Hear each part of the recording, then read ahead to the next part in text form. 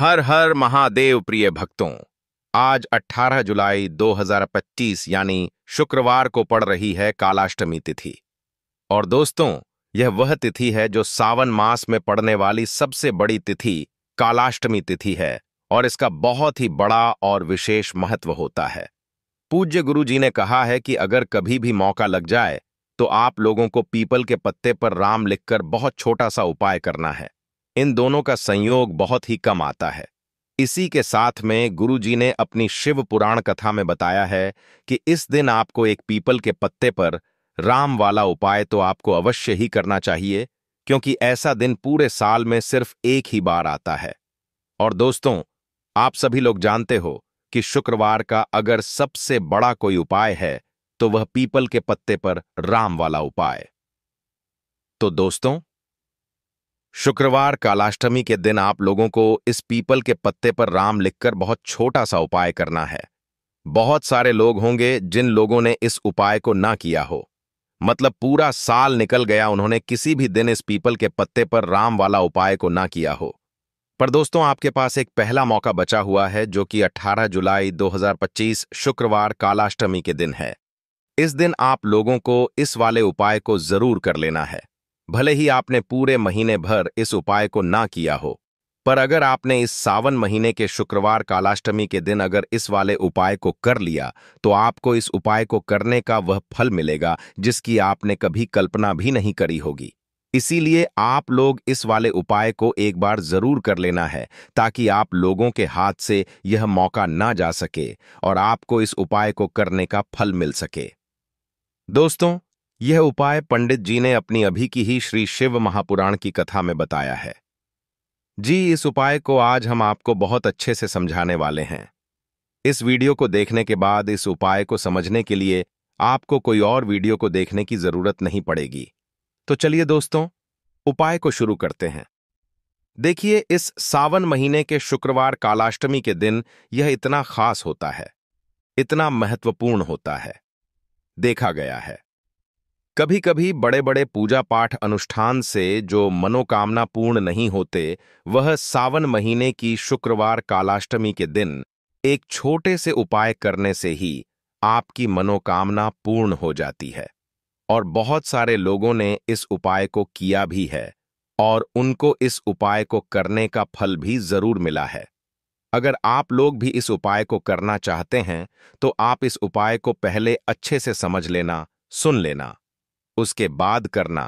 आपको इस उपाय का फल जरूर मिलेगा और इस उपाय को कर लेने से आपके घर में चाहे किसी भी प्रकार की दुख और समस्या क्यों ना चल रही हो, आपको उसका कारण भी नहीं पता है कि भाई यह समस्या किस कारण से चल रही है। उसका कुछ भी कारण हो सकता है, जैसे पितृ दोष हो सकता है या किसी भी तरह का मंगल दोष भी हो सकता है। तो इस दिन आप लोगों को यह वाला उपाय कर लेना है। यह एक ऐसा उपाय है जिस उपाय को अगर किसी विशेष दिन पर किया जाए तो भाई उस विशेष दिन का जो है वह तो हमें मिलता ही मिलता है। पर हमने उस दिन पर इस उपाय को किया है तो हमें उससे भी बड़ा फल मिलता है, और फल बहुत जल्दी मिलता है, क्योंकि आप इस उपाय को बहुत ही बड़े और विशेष दिन पर कर रहे हो। तो चलिए अब उपाय के बारे में बात करते हैं, लेकिन उससे पहले आप लोगों को यह जानना आवश्यक है कि आखिर यह उपाय किस समय करना है, किसको करना है और कैसे करना है। तो चलिए हम आगे आपको वीडियो में एक एक करके बता देते हैं। लेकिन उससे पहले अगर आप लोग हमारे चैनल वास्तु के उपाय पर पहली बार आए हैं या फिर मेरी आवाज आज पहली बार सुन रहे हैं तो हमारे चैनल वास्तु के उपाय को सब्सक्राइब जरूर कर लेना और इस वीडियो को लाइक करके कमेंट बॉक्स में ओम नमः शिवाय जरूर टाइप कर देना। तो दोस्तों, इस पीपल के पत्ते पर राम वाला उपाय को हमें इस शुक्रवार कालाष्टमी के दिन कैसे करना है, किसको करना है, किस समय करना है और कहां पर करना है, यह सारे सवालों के जवाब आपको इस वीडियो में मिल जाएंगे। और जो यह वीडियो देखेगा भाई, उसको पीपल के पत्ते पर राम वाला उपाय जरूर करना चाहिए, क्योंकि इस दिन पीपल के पत्ते का भी बहुत ही बड़ा और विशेष महत्व होता है। आ जाए पीपल के पत्ते पर राम वाला उपाय की तो यह सोने पर सुहागा वाली बात हो जाती है और यह एक बहुत ही बड़ा उपाय हो जाता है इस शुक्रवार का। तो अब दोस्तों, इस पीपल के पत्ते पर राम वाला उपाय को आखिर करना किसको है? सबसे पहले हम लोग वह बात जान लेते हैं। तो देखो, घर की जो बड़ी माताएं बहनें होती हैं, उन माताओं बहनों में से कोई भी एक बड़ी माता बहन इस वाले उपाय को कर सकती है। और दोस्तों, अगर आप चाहे तो अपने घर में से सभी सदस्यों को भी इस उपाय को करवा सकते हैं। अगर किसी व्यक्ति की खुद की कोई मनोकामना है, खुद की कोई दुख और परेशानी है जो कि वह अपने लिए ही करना चाहता है, इस वाले उपाय को तो वह खुद अपने लिए भी कर सकता है। बाकी अगर कोई घर में से ऐसा है जो कि अपने पूरे घर परिवार की सुख और शांति के लिए यह वाला उपाय करना चाहता है, तो भाई वह भी कर सकता है। उसमें भी कोई दिक्कत वाली बात नहीं है। कहने का मतलब यह है कि इस उपाय को हर एक सदस्य भी कर सकता है और पूरे घर परिवार के सदस्य के लिए घर की बड़ी माताओं बहनों में से कोई एक माता बहन भी कर सकती है। माताएं बहनें अगर घर में उपस्थित ना हो या वह यह वाला उपाय ना कर पा रही हो, तो फिर घर का कोई बड़ा सदस्य भी इस पीपल के पत्ते पर राम वाला उपाय को कर सकता है, चाहे फिर वह पुरुष ही क्यों ना हो। उसमें कोई भी दिक्कत वाली बात नहीं है। उसके बाद में दोस्तों, जो अगला प्रश्न निकल कर आता है वह यह आता है इस उपाय को लेकर कि आखिर इस उपाय को हमें किस समय करना है। सुबह के समय करना है कि शाम के समय करना है? तो देखो, इस वाले उपाय को आप लोग सुबह के समय भी कर सकते हो और शाम के समय प्रदोष काल में भी कर सकते हो। अब अगर आप पूछो कि भाई साहब, सबसे उत्तम समय कौन रहेगा इस पीपल के पत्ते पर राम वाला उपाय को करने का, तो हम आपसे बस यही कहेंगे कि इस उपाय को आप सुबह के समय करेंगे तो ज्यादा बेहतर होगा।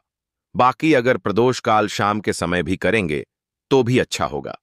उसमें कोई भी दिक्कत वाली बात नहीं है। तो अब दोस्तों, जो अगली सबसे बड़ी और महत्वपूर्ण बात आती है वह यह आती है कि सुबह अकमा अगर हम उपाय को करेंगे तो हमें कितने बजे से लेकर कितने बजे तक के बीच में करना है, और शाम के समय प्रदोष काल में करेंगे तो हमें कितने बजे से लेकर कितने बजे के बीच में करना है। तो देखो, सुबह जितनी जल्दी हो सके आप उपाय को करने की कोशिश करना। बाकी अगर किसी कारणवश लेट भी हो जाओ, थोड़ी देर भी हो आए, तो 10 या 11 बजे तक भी आप उपाय कर लेना, पर 12 बजे से ज्यादा देरी ना हो, ठीक है? इस बात का ध्यान रखना। उसके बाद में दोस्तों, अगर शाम के समय प्रदोष काल की बात करें, प्रदोष काल का जो समय है होता है वह शाम के 6 बजे से शुरू हो जाता है। मतलब शाम के 6 बजे से लेकर 7 जे के बाप रे बीच का जो समय होता है, यह समय प्रदोष काल का समय होता है। तो आप इस उपाय को 7 या 8 बजे के बीच में भी कर सकते हो। मतलब शाम के 6 बजे से रात 8 बजे के बीच में आप कभी भी इस वाले उपाय को कर सकते हो। उसमें कोई भी दिक्कत वाली बात नहीं है। हमें किसी भी दिन आपको पीपल के पत्ते पर राम लिखकर बहुत छोटा सा उपाय करना है।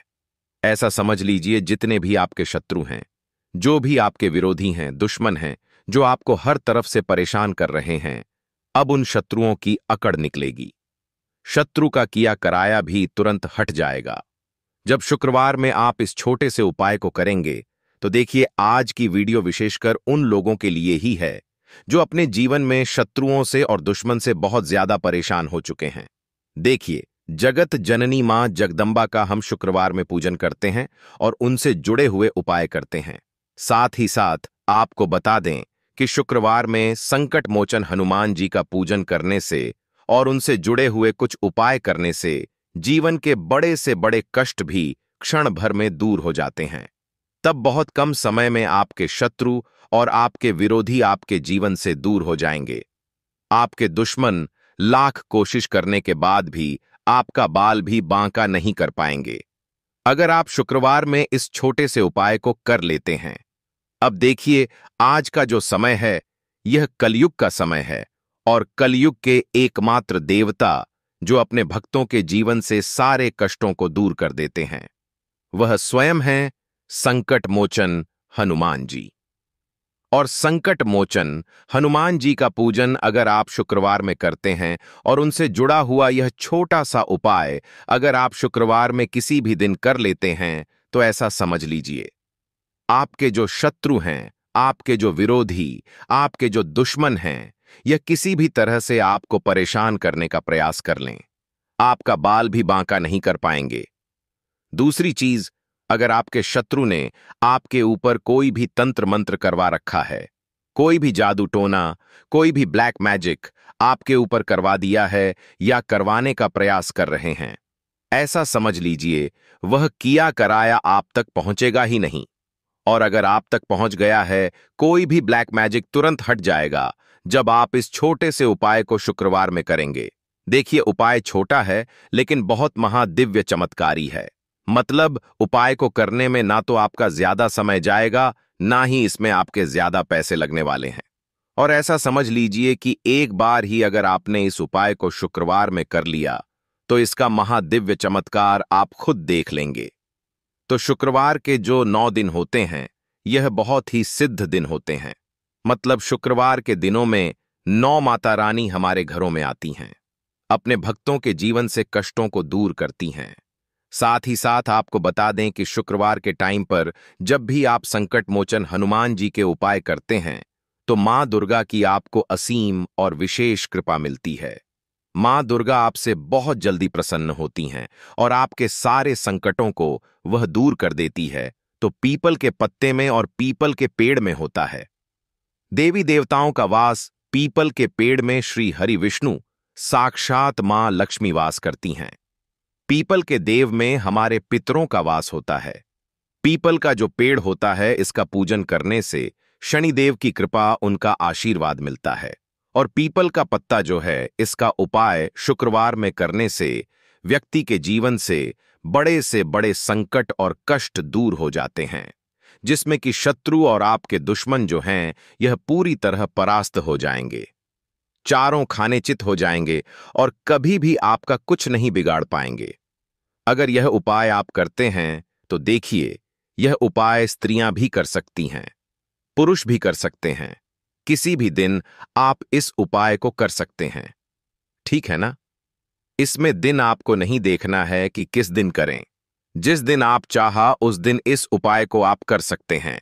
तो शुक्रवार कालाष्टमी के दिन आपको पीपल का पत्ता तोड़ना नहीं है। उससे एक दिन पहले ही तोड़कर आप पीपल का पत्ता लें। आया गिरा हुआ जो पत्ता होता है पीपल का, वह आप ले लें, ठीक है ना? बस इस चीज का आपको ध्यान रखना है कि शुक्रवार के दिन पीपल के पेड़ से कोई भी पत्ता हम नहीं तोड़ते हैं। इस चीज का आपको विशेष ध्यान रखना है।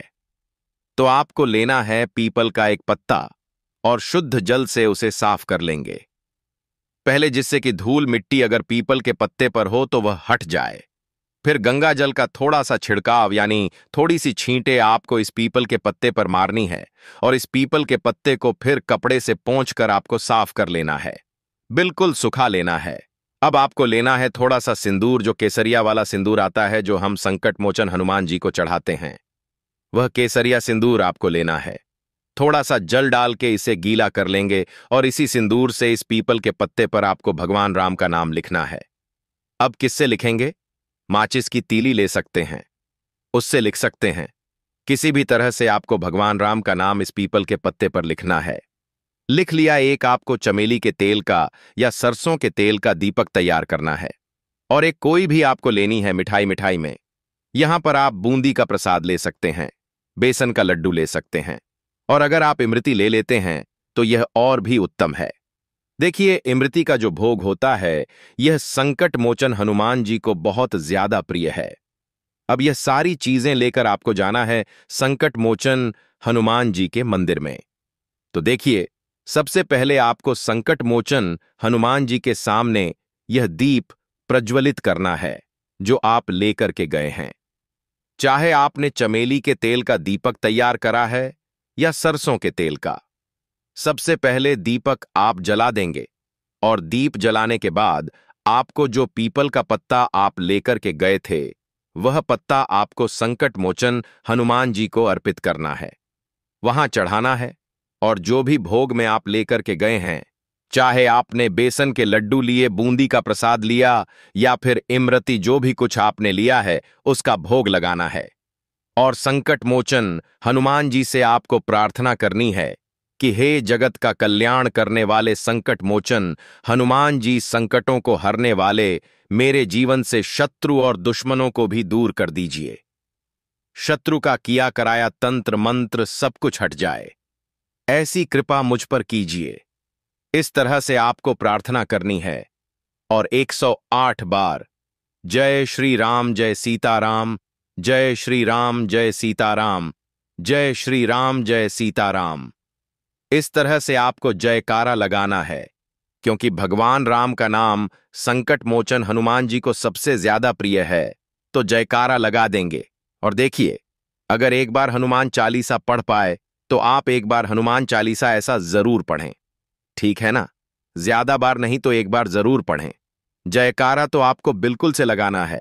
और इस छोटे से उपाय को किसी भी दिन कर लीजिए। सुबह कर लीजिए, शाम को कर लीजिए, और किसी भी दिन, जैसे शुक्रवार की तिथि जो होती है ना, यह बहुत बड़ी होती है। आप उस दिन भी इस उपाय को कर सकते हैं। जरूर से करें। शत्रुओं और दुश्मन, आपके जो विरोधी हैं, यह पूरी तरह चारों खाने चित हो जाएंगे और आपका बाल भी वहां का नहीं कर पाएंगे।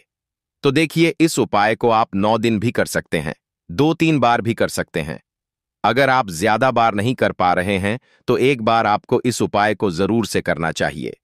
तो देखिए, इस उपाय को करने से जो आपके सामने से शत्रु हैं वह भी परास्त हो जाएंगे।